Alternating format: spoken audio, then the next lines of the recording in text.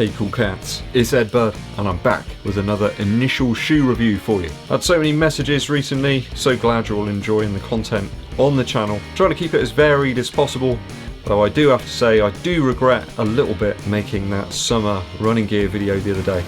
Since I've done that, all it's done outside is rain.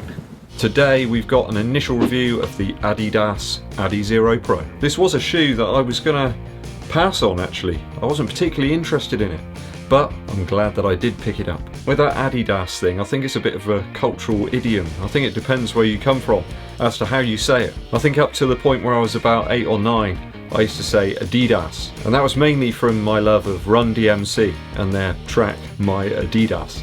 But I think as you grow a little older and you feel the European inside of you coming out, you go for Adidas. So Adidas's first carbon plate shoe. It uses a carbon plate manufactured by a company called Carbitex. I believe this might be the DFX model carbon plate, but I'm yet to have some confirmation from Carbitex as to the definitive answer on that one. It does appear to be that though from within their promotional videos. You can see the silhouette actually of this shoe within some of their YouTube stuff. We have a Cellar Mesh upper and a weight of about 275 grams. In my UK size 11.5, that's a US size 12. So a few grams heavier than the Boston 9, but we'll let it off. There's a 12mm drop quoted on this one, and I think it's probably correct. Boost and light strike in the midsole, and of course, Continental rubber on the outsole. So a slightly higher drop than the one on the Boston 9 that I reviewed yesterday. Very similar to the Adios 5 actually. This one will set you back 160 Earth credits. So comparable to the Endorphin Speed, a little cheaper than that Asics Meta Racer. So 10 miles in the Adidas Adizero Pro today. Lots of humid showers around out there. It's quite a swirling wind as well. Quite epic conditions actually. I hit about 7 minutes 15 seconds per mile average pace, which is 4 minutes 30 per kilometre. Upper first. Cellar mesh material here, but I've got to be honest, it does feel quite different to the other shoes in the Adidas line right now. Material's very, very light, I have to say, very breathable. You can practically see through it. I guess it could influence your choice of sock. This stuff's much more flexible and slightly thinner than the material used upon the Takumi Sen 6 or the Boston 9 or the SL20. Really is very flexible. Doesn't appear that, but when you get it on your foot, it's just a lot more accommodating. It's got a part Bootie Construction here. That tongue actually is only attached via some elastic on one side. On the outer side it's actually stitched into the upper. That tongue's great actually, it really does lock your foot into the shoe. Really does help with the lockdown. I did actually use some of the lower lace eyelets on the outer side. I was intrigued as to their inclusion and I wanted to try and experiment with them, and I'm glad I did. I achieved a superb lockdown today in the Adidas Adizero Pro. No need for a runner's knot here, just tied them up with a double knot and I was good to go. No movement, didn't have to stop and mess around with them. Really does bug me with a shoe, you know, when you have to fool around with the lacing to get it right. I just got this on foot and ran and it felt good. Oh yeah. Fit of the shoe was spot on for me. Although I do have narrower feet and quite a high arch, I didn't feel any sort of intrusion in that arch area. Don't think that'll be a major problem. It's not the widest of shoes and that could put a few people off, but just a wonderful fitting shoe on foot.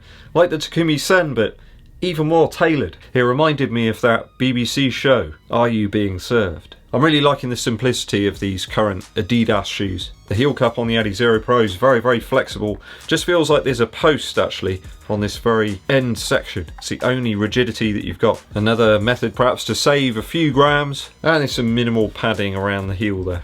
Everything's very minimal on this upper, but it really works. I didn't experience any sort of discomfort anywhere on my foot in terms of the upper. A very fitting but functional upper. I had no issues at all here. The tongue's got two strategically placed padded areas. It felt like they were there to just provide a bit of padding to protect your foot from the area where you might tie up the laces. There wasn't any real pressure there on top of my foot. I like the aesthetics of these. I think they really do look nice. Adidas seem to have the Midas touch right now in terms of aesthetics of their shoes. Just really, really appealing. I think there's some Adidas Samba DNA in here. For me, after my initial run in the Adizero Pro, it's a 3 out of 3 for upper. Midsole now. As you know guys, I don't tend to view other people's reviews on a shoe until I've reviewed it myself. Though, this wasn't one I was going to initially pick up. so I have got a couple of reviews in my mind, and it's one thing that sticks out that people missed: the inclusion of this very thick insole within the shoe. It's glued in, it's not one of these removable type jobs. I think that perhaps they've chosen to include that because that Carbotex plate is directly underneath where the insole is. Perhaps it's to make it a little easier on foot, but I had no major issues with that aspect of the shoe. Another thing I found very interesting from some of the other reviews that I had seen on this shoe is people saying that it wasn't particularly cushioned. I found it a real surprise in the midfoot. It was great. Far less rigid than I anticipated, and it flexes just the right amount for me on toe off. I did spend a bit of time the evening before with this shoe, just flexing it a little bit. Maybe some people wore this shoe on their initial run and it was still breaking in, I'm not sure, but mine felt great. Certainly a different feel to what I was expecting. Perhaps it's a very deliberate move from Adidas to provide a slightly more forgiving shoe in terms of rigidity, but still provide people with some of the benefits of having that carbon plate. I found these a lot more forgiving, in fact, than the Asics Meta Racer. Perhaps a little less cushioned than the Endorphin Speed and the New Balance Fuel Cell TC. That's just a squish fest. For me, up to that half marathon distance, I think you could run some exceptionally fast paces in this. Boost appears to make up most of the midsole here. When you look from the underside of the shoe, it's very clear that it runs most of the length of it. I think they've used the lightstrike here to almost encase the Boost, or maybe it's like the top layer of it. I'm not entirely sure. It isn't clear really from the outside of the shoe. I'm just speculating here. As you can see though, it does stretch right up here. It does feel like that's still Boost underneath. I think it's there to provide some protection and some resilience to the Boost material. I think there are a load of people that could quite happily run a marathon in this one. I'm taking it though on its merits, and I really do like the feel of the midsole. At paces close to my half marathon target pace, which is about 6 minutes 50 per mile. That's 4 minutes 15 per kilometre. So not as rigid for me as the Meta Racer, though similar in feel perhaps in some ways. I ran quickly in this one today, but how beat up will I feel tomorrow? Though really enjoyable, quite an exciting shoe and a surprise to me in terms of how comfortable it was. I guess you got to look at its intended purpose. They're saying it's a marathon race shoe. I think that's going to be quite a niche group of people that would want to race a marathon in this one. But for me, for other race distances, yeah, definitely. I'm going to give this a 2.7 out of 3 for midsole after my initial run. Outsole now. As you can see, ladies and gentlemen, really strange mixture of different materials here in the outsole of the Adizero Pro. That typical continental patterned rubber there in the forefoot and midfoot. Bit of exposed Boost material here. We've then got these grippy protrusions in 2 sections and this lemon coloured Adi wear here on the outer side of the heel. You'll probably notice some cosmetic discoloration here where you've got those grippy protrusions. It's really odd actually. It's almost like a sort of fabric type material that holds those bits together. Forefoot grip is quite brilliant actually. Good loud slap as you raise that cadence up and warn unsuspecting walkers that EDDBUD's coming through. I surprised some ramblers today who weren't quite ready for a lunatic wearing short shorts, a bright green vest, a headband and black shades. Yes, I was wearing shades in the rain. Worked really well actually, because the rain was kind of coming at me but it was hitting the glasses and I wasn't kind of having to squint all the time. So yeah, next time it rains, put your shades on. Really nothing to dislike here in terms of the outsole. Great typical Adidas grand grip and traction is on point. No slipping or a sliding, even though conditions were quite wet out there. I even had some reasonable results on grass. I think it's the protrusions. I undertook some manoeuvres to get around a few ambling onlookers. As Darth Vader would say, impressive. Most impressive. For me, outsole, 3 out of 3. No issues whatsoever. We got to talk value. 160 earth credits. I gotta say, these present a similar on-foot feel to the Asics Meta Racer, but you know, that's impossible to buy that shoe anywhere at the moment, so. And of course, the Meta Racer is £20 more expensive, but a lighter shoe, I'll give it that. I'm not sure that the Adizero Pro is going to be for everyone, but it's vastly better than a lot of the reviews out there had made me believe. But I wanted to believe in this shoe. Martin, I wanted to believe. And I've been rewarded by having an open-minded view on this shoe. When I do look at some of those other reviews out there, I'm wondering whether it's the same shoe. Perhaps they've made some changes or something to it, to the original production models.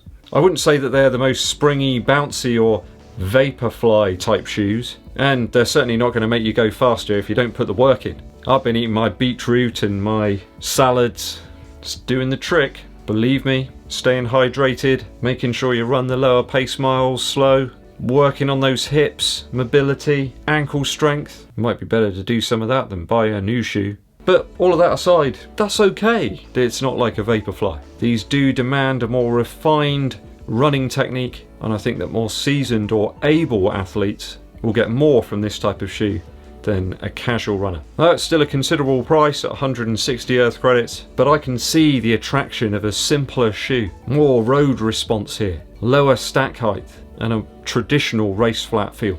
Way more affordable than Nike's offerings, that's if you can even find one to buy, and cheaper than quite a lot of the other competitors too. What I'm trying to say is, don't discount it. I think if you like that Adidas running shoe simplicity, and perhaps more reliance on training and improvement in your running, then this could be the shoe for you. I like it. 2.7 out of 3 for value after my initial run. I think perhaps more of a niche shoe, not going to be for everybody, not going to be for all running styles, but certainly fast and exciting and interesting today. It really did give me a great first impression. I think thought's gone into this shoe, and sometimes a more measured approach isn't always the most exciting and in-your-face outcome. I like this one, Adidas. Martin, thanks for getting me to try it. So if I've added up the scores correctly, that gives us 11.4 out of 12. Weren't expecting that, were you?